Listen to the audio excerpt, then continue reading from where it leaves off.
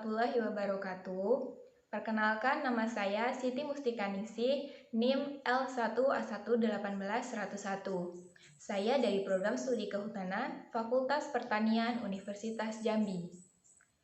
Kali ini saya akan membahas mengenai ektomikoriza dan endomikoriza.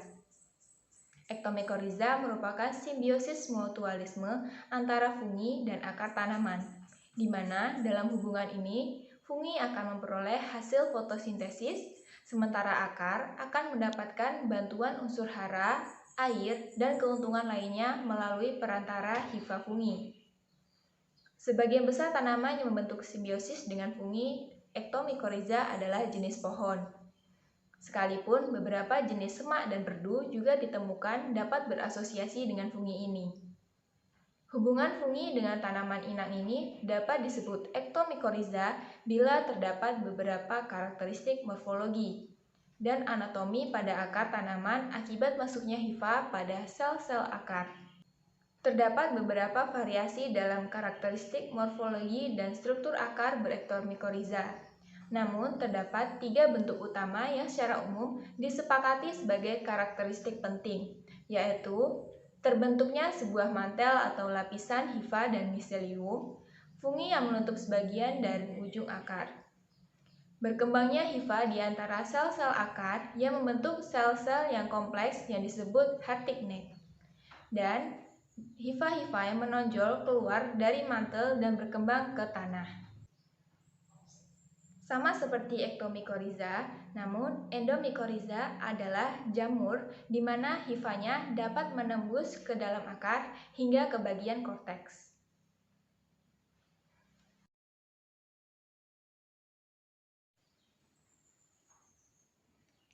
Dan pada video kali ini, saya akan meresum 6 jurnal mengenai ektomikoriza dan endomikoriza.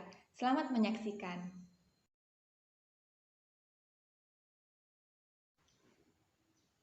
Jurnal pertama berjudul Karakteristik Akar Berektomikoriza pada Sorea pinanga, Pinus mercusi, dan Genetum genemon.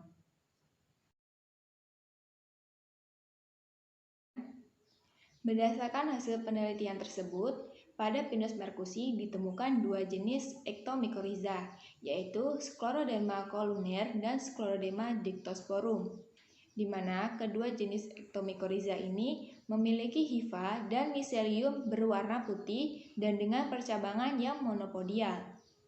Hifa eksternal yang terbentuk dari Scleroderma columnar memiliki septa dan tidak memiliki clamp connection, sedangkan hifa dari Scleroderma dictosporum memiliki septa dan membentuk clamp connection. Kedalaman hardtich neck dan ketebalan mantel juga meningkat setiap bulan pengamatan pada kedua fungi. Namun, pada Scleroderma dictosporum cenderung memiliki nilai rata-rata yang lebih tinggi dibandingkan dengan Scleroderma columnar. Pada tanaman ini, hardtich neck terbentuk hingga ke lapisan korteks.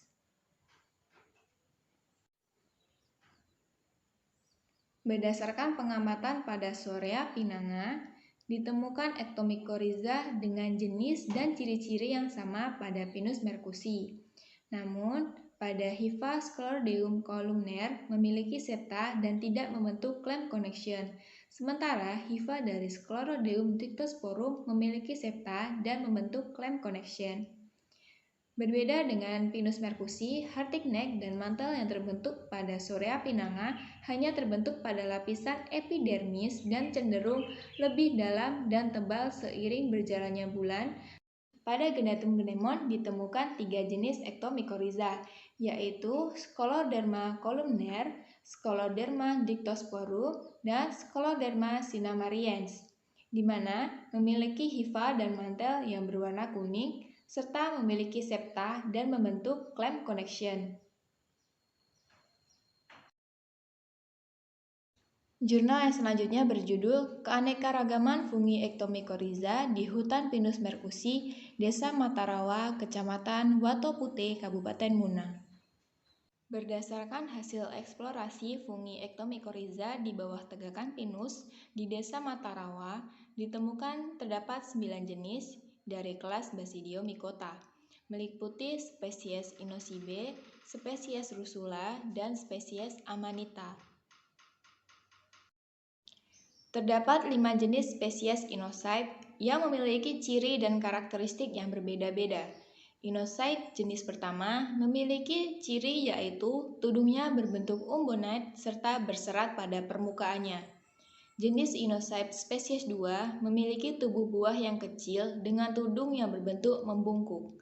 Inocyte spesies 3 memiliki tudung yang berbentuk konik dengan permukaan berserat serta terdapat felti di puncak tudung. Sedangkan inocyte spesies 4 tudungnya berbentuk konik pula dengan permukaan berserat serta memiliki hymenium yang berwarna putih. Dan inocyte spesies 5 memiliki ciri umum yaitu tudung berbentuk bel dan terdapat felti di permukaannya. Untuk Rusula terdapat 2 spesies. Rusula spesies 1 teridentifikasi sebagai jenis dari genus Rusula memiliki ciri yang mirip dengan Rusula roberti.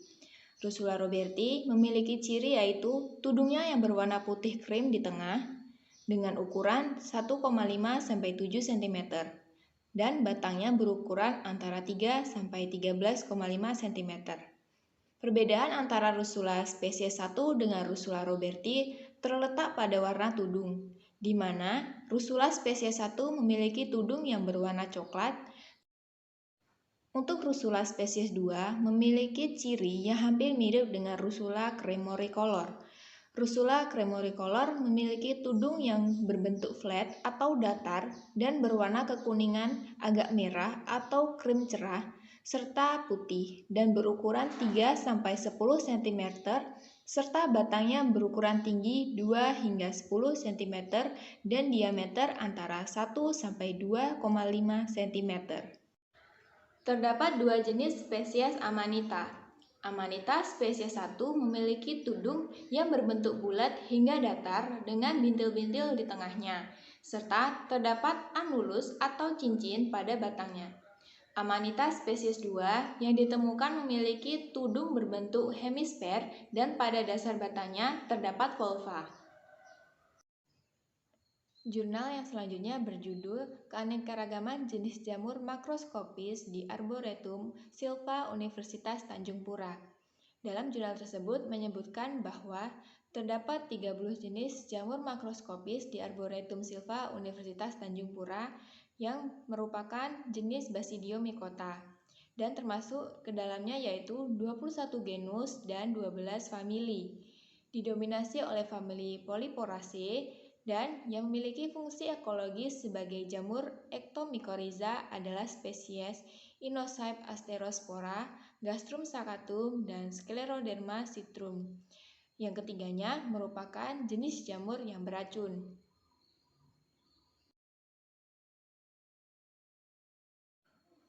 Jurnal yang selanjutnya berjudul Kelimpahan Fungimycorrhiza arbuscula FMA pada tegakan Eucalyptus bellita berdasarkan tingkat kedalaman di lahan gambut. Berdasarkan hasil penelitian menunjukkan bahwa kepadatan spora lebih banyak ditemukan pada kedalaman 40-60 cm dan pada lapisan gambut yang lebih dalam kepadatannya akan semakin menurun.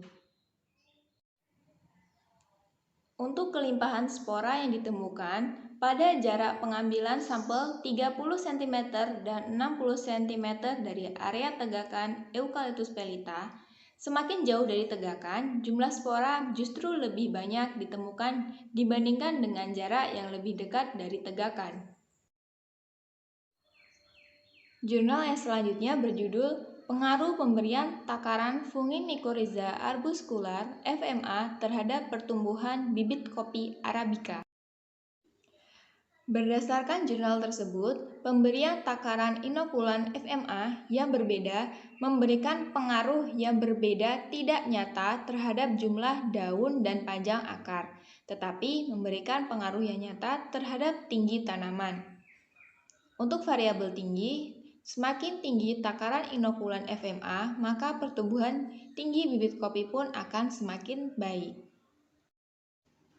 Pemberian inokulan FMA dengan takaran 40-50 gram per tanaman memberikan pengaruh yang terbaik terhadap tinggi tanaman dan bobot kering tanaman. Jurnal terakhir berjudul Aplikasi Endomycorrhiza, Pupuk Kompos, dan Asam Humat dalam Meningkatkan Pertumbuhan Khaya Anthotheca pada lahan pasca penambangan batu gamping di Cileungsi, Bogor. Penanaman Khaya Anthotheca atau Mahoni Afrika bertujuan dalam rangka awal upaya rehabilitasi lahan bekas penambangan guna mewujudkan pemulihan lahan untuk memperbaiki lahan yang terganggu ekologinya. Tingkat keberhasilan mereklamasi lahan tersebut tergantung dari kondisi tanah, tingkat adaptabilitas tanaman, pertumbuhan tanaman, dan keberadaan mikroorganisme tanah yang mampu bersimbiosis secara mutualisme dengan tanaman. Kondisi lahan pasca penambangan batu gamping di Cileungsi, Bogor yang menjadi faktor pembatas adalah reaksi tanah agak alkalis dengan nilai tukar kation Ca sangat tinggi dan kadar salinitas tinggi serta kandungan C organik dan nitrogen yang sangat rendah.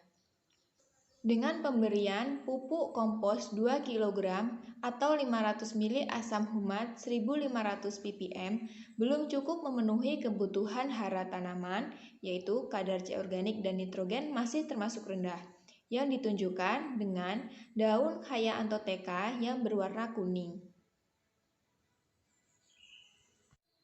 Dari perlakuan yang diuji cobakan, tanaman Khaya Anthotheca atau Mahoni Afrika mampu tumbuh dengan baik pada lahan timbunan pasca penambangan batu gamping dengan perlakuan bibit telah diinokulasi cendawan Glomus aggregatum dan ditanam pada lahan yang diberi 500 ml asam humat 1500 ppm.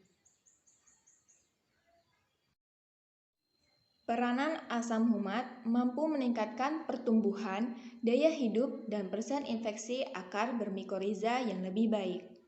Introduksi cendawan Glomus aggregatum berkorelasi positif dengan asam humat, di mana keberadaan cendawan endomikoriza dan asam humat bersifat saling sinergis.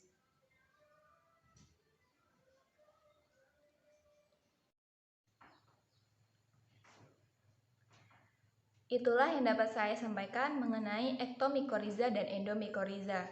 Keduanya tentunya memiliki karakteristik dan jenis yang berbeda-beda, namun tetap membawa manfaat yang sangat baik bagi tumbuhan dan manusia. Saya akhiri, wassalamualaikum warahmatullahi wabarakatuh.